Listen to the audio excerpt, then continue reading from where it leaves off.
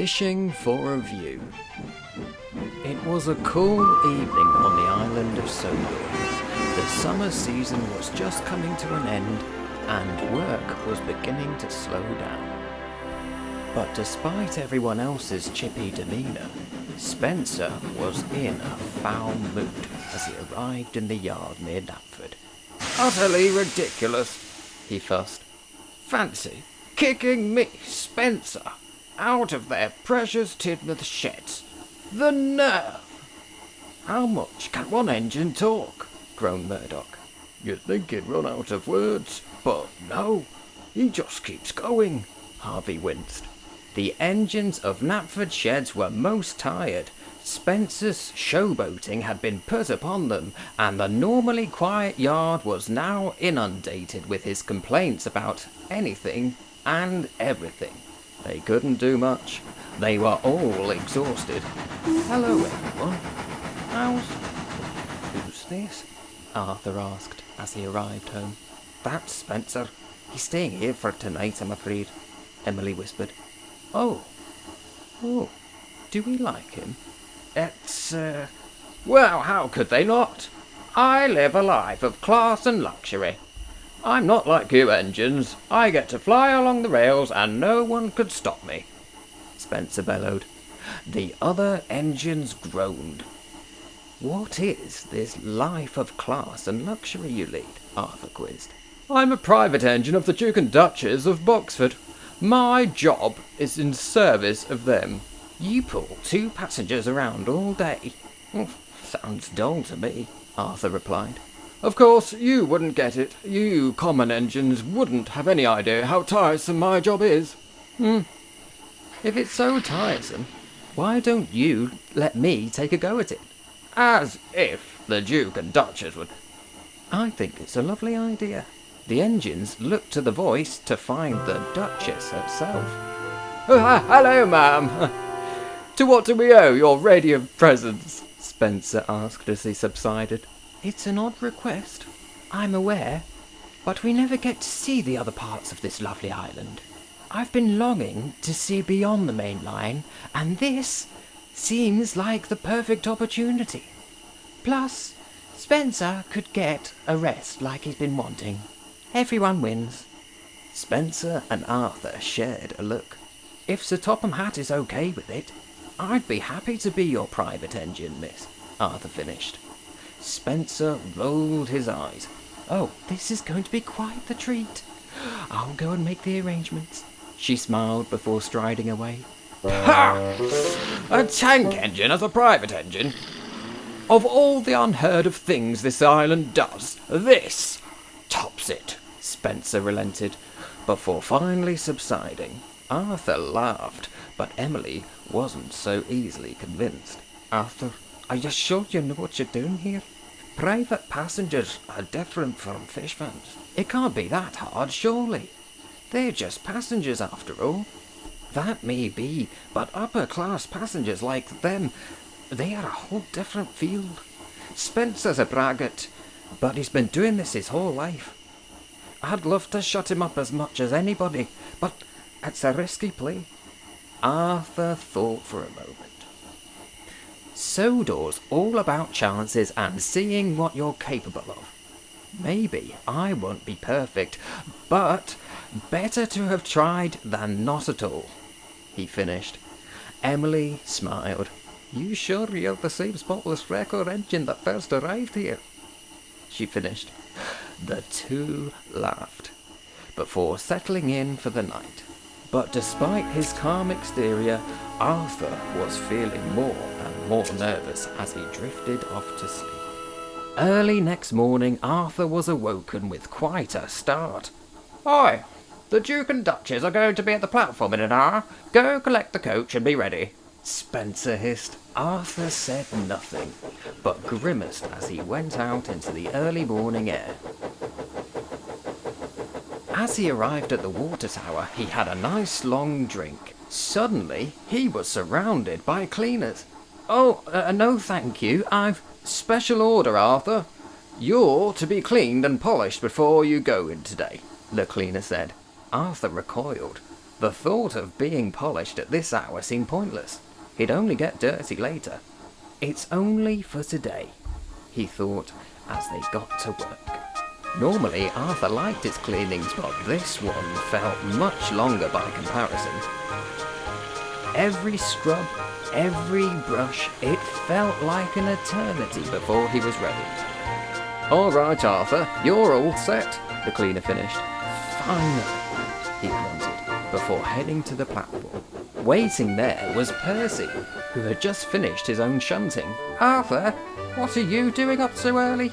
"I'm a private engine today. Can you believe it?" Percy giggled at that. "Oh, that big silver doorstop is probably fuming. Show him just how useful we tank engines are," he peeped before he hurried off. At that moment, the Duke and Duchess arrived. "Oh, dear. This is the nice engine I was telling you about. Isn't he simply darling?" the Duchess exclaimed. Arthur blushed. "He's quite eye-catching, dear. But can he perform like Spencer?" "Only one way to find out, dear. Let's get on board." And the pair quickly boarded the coach. The guard's whistle blew, and with a shaky breath, Arthur ventured onto the open line. Out on the main line, Arthur's mind slowly started to settle. The steady beats of his rods against the rails, the tempo of his puffs, he found himself starting to enjoy the open line again. But it wasn't to last. Ding ding! What was that? Arthur quizzed. "Dunno, maybe a bike," his driver queried. Ding ding! An awfully loud bike if it is. Ding ding! "Engine, stop!" bellowed a voice. Arthur jolted as he braked to a sudden halt. He looked back to see Duke frowning. "When I ring the bell, the train is supposed to stop. I shouldn't have to yell to be heard," he fumed. "Dreadfully sorry, sir," Arthur started. "But this is—" "We haven't time to debate. Stay here whilst we explore for a moment," he finished. Arthur did as much, but he didn't like it. "Is it safe to just stop out here?" he asked.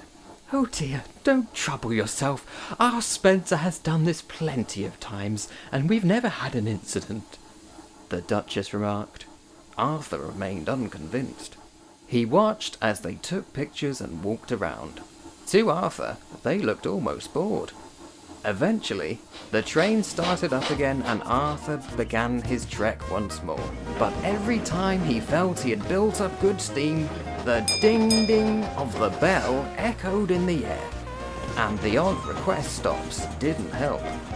Every moment they did stop, it was an open stretch of the line. They were lucky a train hadn't run right into them. But every time Arthur tried to say anything, he was swiftly shut down. "All right, engine, we've got an hour's time in this town. You ready yourself by the time we return. Understand?"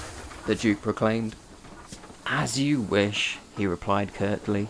"That will be all," he finished, and the pair walked off. Arthur went to the water tower to get a drink. At present, he noticed Duck in the yard. "Hello, Arthur. Fancy seeing you here of all places," he grinned. "Oh, Duck. I wish it was under a better situation. What's bothering you?" "I made a deal with Spencer and said I'd be the private engine. The Duchess is very kind, but the Duke is like a brick wall.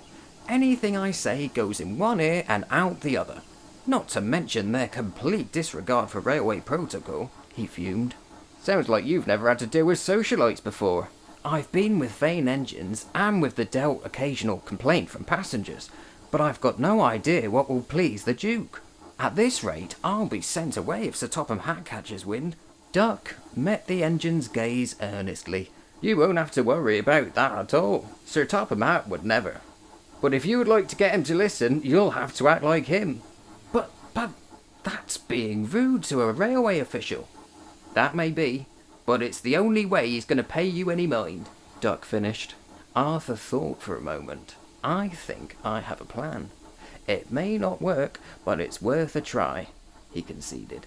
"Come along, Arthur. They'll be waiting at the platform soon." his driver interrupted. Arthur looked back and whistled loudly before leaving the yard.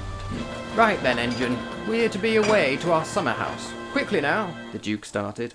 Actually, sir, there's been a change of plans. We're off to Norramby, Arthur proclaimed, louder than anyone had heard the engine speak before. The Duke looked at him incredulously, but before he could say anything, Arthur whooshed out of the station. Arthur glided along the rails of his branch line, smiling at the familiar sights and sounds of his home. The gulls crowed, the waves hummed against the rocks. It was simply picturesque. First stop, the pier, he whistled as he came to a gentle stop. The Duke and Duchess descended from the carriage. Oh my! I've never seen the island from here. It's simply breathtaking, the Duchess remarked. Arthur watched as she eagerly took pictures from her camera. The Duke's hard exterior seemed to soften just a little, watching how happy she was. Even he took a few photos of the sight. Sorry to interrupt, but we have more to see, Arthur proclaimed loudly. The pair listened and boarded quickly.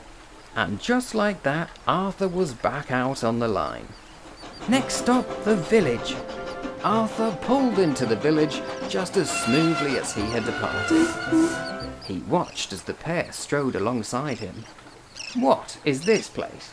The Duke quizzed. The fishing village, sir. It's the main source of traffic for my line. Normally, the fishermen don't get passengers, but I'm sure today they could make an exception. Oi, Artie, where have you been, lad? A fisherman yelled. Showing friends around the island, sir. Oh, would you like to help? I'm sure the Duke and Duchess would love a boat ride, he peeped. Don't see why not, if it's all right with them, the fisherman asked. Oh, darling, we've never been on a sailboat, clapped the Duchess. I suppose a little time out on the sea couldn't hurt, smiled the Duke. Arthur watched happily as the pair took off with the fisherman. He watched from the shore as they sailed off. They returned a while later, both laughing as they did. I'm glad you enjoyed yourselves, but we've got one more stop before we finish our tour for the day, Arthur whistled. The pair looked at each other and grinned before running like schoolchildren back into the coach. Arthur responded with a will and huffed towards his final stop.